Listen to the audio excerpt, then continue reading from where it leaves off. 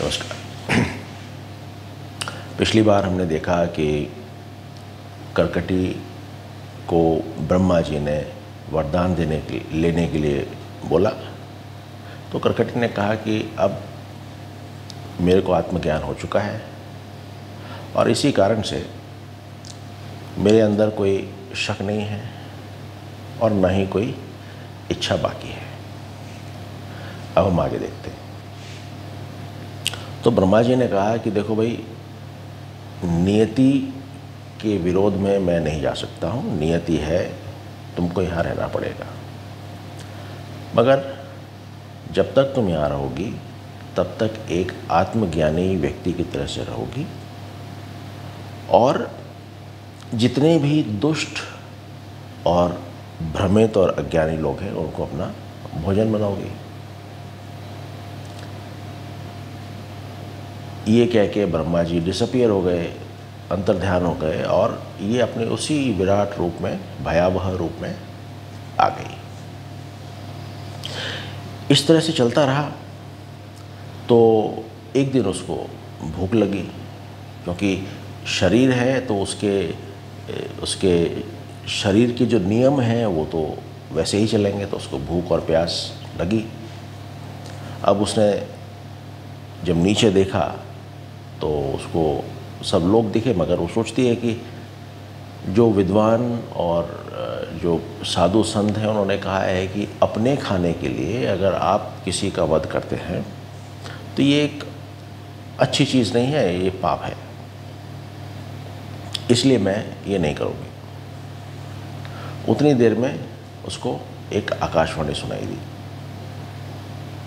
आकाशवाणी ये थी कि उसने कहा कि देखो, तुम ऐसा करो कि जितने भी भ्रमित लोग हैं और दुष्ट लोग हैं उनके पास जाओ और उनको ज्ञान देने की कोशिश करो। जो लोग ज्ञान प्राप्त करके अपना भ्रम और अपनी दुष्ट प्रकृति को छोड़ देते हैं वो तो ठीक है, पर जो नहीं कर पाते हैं वो तुम्हारा भोजन बनेंगे और तुम्हें इस क्रिया से कोई पाप नहीं लगेगा। तभी हम देखते हैं कि जिनको सत्य का ज्ञान नहीं होता है वो पैदा होते हैं, जीते हैं और मरते हैं। इस साइकिल में निरंतर लगे रहते हैं। मैं भी लगा रहा हूँ, तभी मैं आज यहाँ हूँ। तो और दूसरा कि जो यमराज है उसको पाप नहीं लगता, क्योंकि वो ऐसे ही लोगों को अपना भोजन बनाते हैं। ये सुन के कर्कटी जंगलों की तरफ गई। जब जंगलों में गई तो वहाँ उसने देखा कि दो लोग, एक राजा जिसका नाम विक्रम और उनका मंत्री, ये दोनों जंगल में जा रहे थे। तो उसने उनको रोका तो मंत्री ने पूछा कि भाई तुम कौन हो और इस वक्त यहाँ क्या कर रही हो? तो ये सुन के कर्कटी को लगा कि ये तो बिल्कुल व्याकुल ही नहीं है, बिल्कुल भी परेशान नहीं हुए मेरे को देख के। तो फिर वो अपने असली रूप में आ गई, विराट और भयावह जो रूप है उसका। पर इनको कोई फ़र्क नहीं पड़ा। तो मंत्री ने आगे कहा, कहता है कि देखो, अपने भोजन के लिए इतना गुस्सा होना और इतना वायलेंस करना ठीक नहीं है। तुम्हारे जैसे हमारे यहाँ बहुत अनेकों कीट पतंगे हैं जिनको कि हम भोजन कराते हैं, तुमको भी कराएंगे, आ जाओ, कोई दिक्कत नहीं है। और हमारे राजा वैसे भी अपने जो द्वार पे आते हैं उनको कभी खाली हाथ नहीं भेजते। ये सुन के जो करकटी को लगा वो ये है कि वो इन दोनों का एक जो करेज था, उनका जो हौसला था, निर्भीक जो उनका व्यवहार था, उससे बड़ी प्रसन्न हुई। और उसको लगा कि जैसे दो एनलाइटेंड लोग होंगे, दो ज्ञानी लोग होंगे,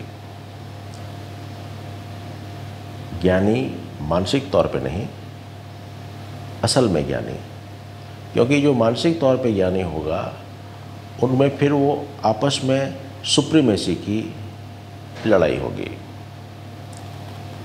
तो जो असल में ज्ञानी लोग होंगे वो लोग जब एक दूसरे से मिलते हैं तो एक बहुत ही शांति और आनंद का वातावरण वहाँ पे होता है। और इसी वातावरण को करकटी ने महसूस किया। तो उसको लगा कि ये हो सकता है ये ज्ञानी लोग हों। तो ये एक बहुत अच्छी अपॉर्चुनिटी है कि मैं इन दोनों ज्ञानियों से अपने जो डाउट्स हैं, जो शक है, उनको मैं दूर करूं और ज्ञान प्राप्त करूं। तो करकटी कहती है, हे राजा, ऐसा लगता है कि तुम्हारा जो मिनिस्टर है, तुम्हारा जो मंत्री है, बड़ा वाइज है, बुद्धिमान है,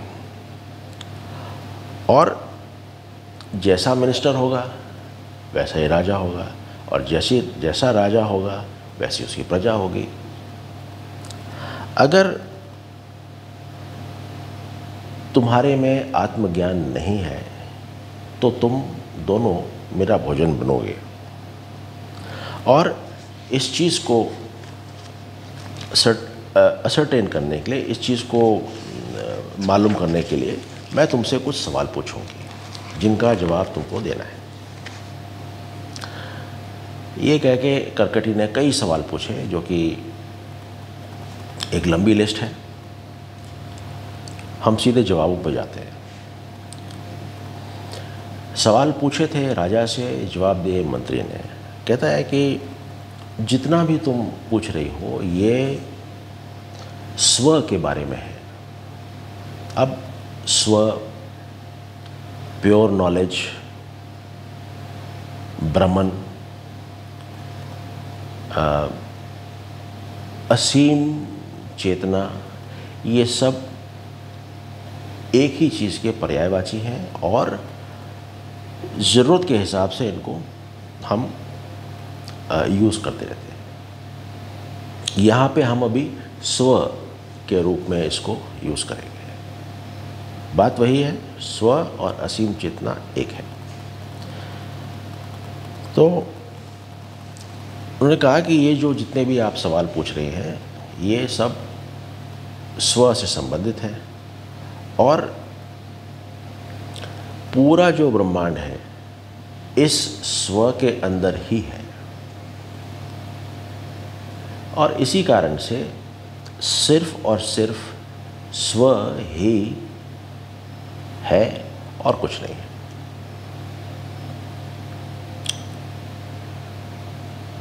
सेल्फ, स्व, सेल्फ एक रिक्त स्थान है आकाश के समान,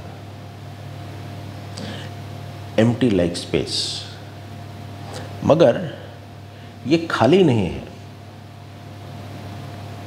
सिर्फ एक रिक्त स्थान है जो प्रतीत होता है आकाश के समान, मगर खाली नहीं है, क्योंकि ये कॉन्शियसनेस है, ये ब्रह्मन है, इसी कारण से ये खाली नहीं है। ये है हर कण कण में, ये विद्यमान है, मगर क्योंकि हमारी सेंसेस, हमारी जो ये 5 इंद्रियां हैं, क्योंकि हमारी सेंसेस इसको महसूस नहीं कर पाती हैं, इस कारण से ये नहीं है।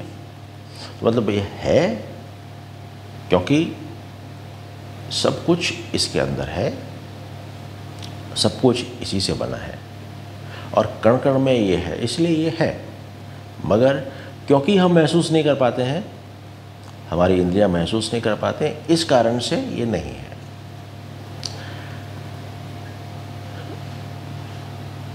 यही जो चीज़ है इसको माया कहा जाता है, जो कि है मगर नहीं है। जैसे हम जब सड़क पे गर्मियों में चल रहे हों तो दूर कहीं हमको पानी दिखता है, तो वो पानी है मगर नहीं है।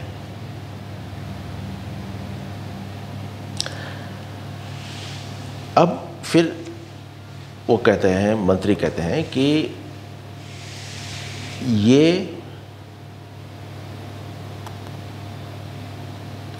हर चीज़ की बुनियाद है, और जो व्यक्ति कहता है कि ये है, ये उसकी भी बुनियाद है, और जो कहता है नहीं है, ये उसकी भी बुनियाद है।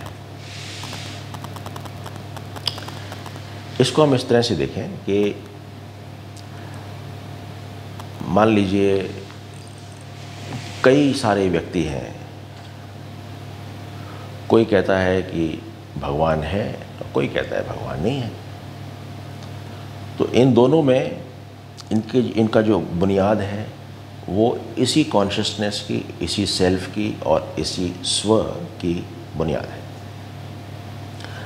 कई लोग कई रास्ते अपनाते हैं, कोई ज्ञान मार्ग, कोई कर्म मार्ग, कोई भक्ति मार्ग, और इस तरह से कई तरह के मार्ग हैं, कई वो अपनाते हैं। मगर उनका भी जो सबस्ट्रेटम है, उनकी भी जो बुनियाद है वो यही है। कई लोग कई अलग अलग रिलीजन्स को अपनाते हैं, उनकी भी बुनियाद वही है। और कोई ऐसा होगा जो किसी रिलीजन को मानता ही नहीं है, तो उस ना मानने वाले की भी बुनियाद यही सबस्ट्रेटम है।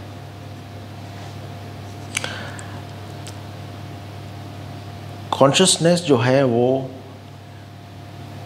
विभाजित नहीं की जा सकती, यानी कि मैं और तुम में, इसको हम विभाजित नहीं कर सकते।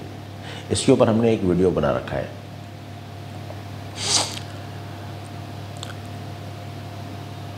मगर कॉन्शियसनेस जो है वो मैं और तुम नहीं है।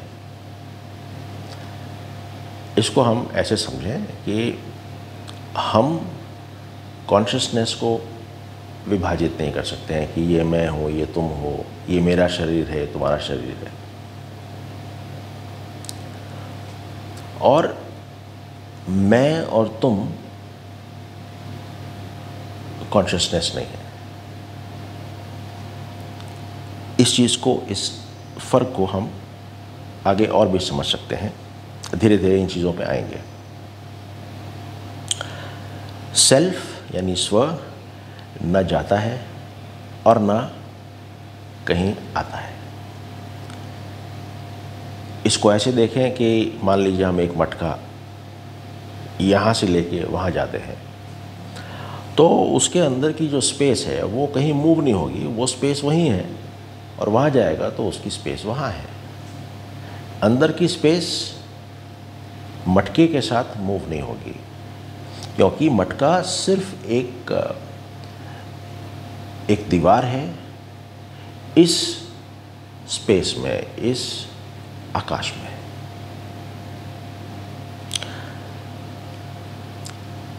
ये स्व जो है, ये सेल्फ जो है, ये सिर्फ यही एक इंटेलिजेंस है, एक नॉलेज है, एक ज्ञान है, बुद्धि है, जो कि हर प्लांट, हर पेड़, हर पौधे में विद्यमान है। और इसी कारण से वो अपने आप को बचा भी सकते हैं, प्रिजर्व भी कर पाते हैं। हमने देखा होगा कि जैसे पेड़, जब पौधा जब ऊपर जा रहा है और उसको कोई ऑब्स्ट्रक्शन कहीं महसूस होता है, तो अपने आप ही वो थोड़ा सा साइड में हो जाता है, टेढ़ा हो जाता है और फिर ऊपर चलने लगता है। इसके अलावा जो पेड़ हैं और पौधे हैं, ये बाहरी एनवायरनमेंट के हिसाब से अपने आप को चेंज भी करते रहते हैं। ये एक सर्वाइवल ट्रिक है, एग्जिस्टेंशियल ट्रिक है उनकी, और वो होती है इस इंटेलिजेंस के कारण। तो कॉन्शियसनेस और स्व ये इंटेलिजेंस भी है।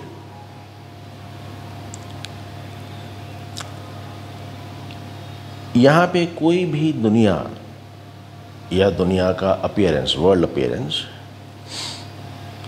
स्व के बिना नहीं है,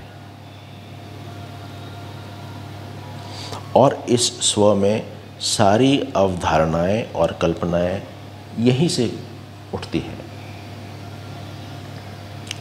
जैसे हम कहते हैं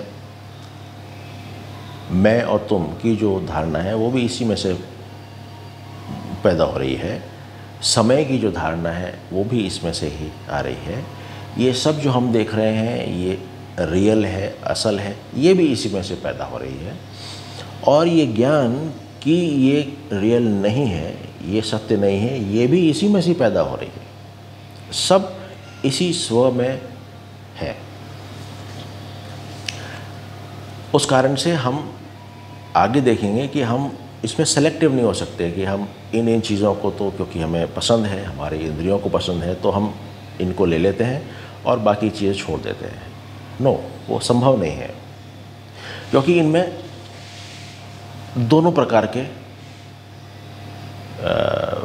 एक्सपीरियंसेस होंगे।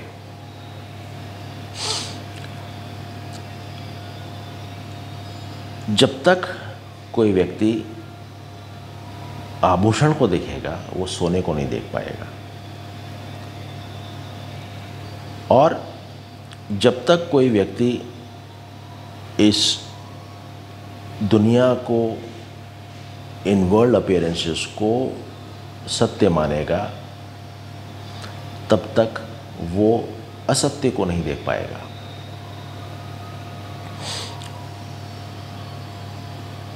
आई is the all hence real, यानी कि आई, स्व, ये सब कुछ है, इसीलिए ये सत्य है, रियल है। पर क्योंकि ये हमारे एक्सपीरियंस में नहीं आता है, तो हम इसको कहते हैं अनरियल है। हम महसूस नहीं कर पाते तो हम कहते हैं ये अनरियल है।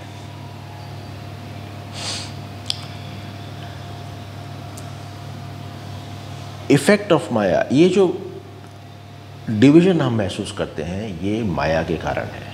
ये डिवीजन शरीर, अंदर और बाहर, ये जो शरीर का जो डिवीजन है ये हम माया के कारण महसूस करते हैं। जो हम पानी देखते हैं रोड के ऊपर धूप में, वो माया है। ये जो मैं और तुम का जो फ़र्क हम देखते हैं ये भी माया है। माया कैसे है ये हम आगे देखेंगे। और माया के कारण ही हम ये मान लेते हैं कि यहाँ विविधता है, डिवीज़न है, डाइवर्सिटी है, जबकि विविधता नहीं है। हम विविधता ब्रह्मा जी से शुरू करते हैं, भगवान से शुरू करते हैं, ब्रह्मा विष्णु महेश, फिर वहाँ से शुरू करते हैं और फिर नीचे आते आते तक एक छोटे छोटे कीट पतंगों तक हम उनका डिवीज़न करते रहते हैं और डाइवर्सिटी को एक्सपीरियंस महसूस करते रहते हैं।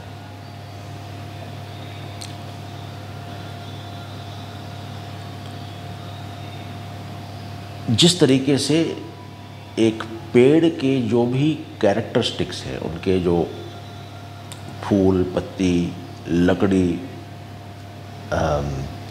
फ्रूट्स, ट्विग्स, तिनके, ये सब चीज़ें जो है, ये जो कैरेक्टरिस्टिक्स है, हरा होना, फल का मीठा होना, ये सारी जो खुसूसियतें हैं, ये सारी उस एक छोटे बीज में ऑलरेडी है, मगर सूक्ष्म रूप में है। ठीक वैसे ही जितनी भी ये डाइवर्सिटी है, जितनी भी ये विविधता हम देखते हैं, अलग अलग प्रकार के लोग, अलग अलग प्रकार के जीव, अलग अलग प्रकार की वस्तुएं, अलग अलग प्रकार के एक्सपीरियंसेस, ये सारी चीज़ें एक सेल्फ के अंदर ऑलरेडी हैं। जैसे पेड़ के अंदर सीड के अंदर पेड़ है। इसके ऊपर करकटी ने कहा कि मैं आपसे, आपके जो मंत्री हैं इनसे मैं प्रसन्न हुई, ये वाकई में ज्ञानी है, पर अब आपकी बारी है ये प्रूव करने के लिए कि आप भी ज्ञानी हैं। इस चीज़ को हम जब राजा जो जवाब देते हैं, इस जवाब को हम अगले एपिसोड में लेंगे। अभी बहुत ज़्यादा कॉन्सेंट्रेटेड डोज हो जाएगी, इसको हम यहीं विराम देते हैं। शुक्रिया।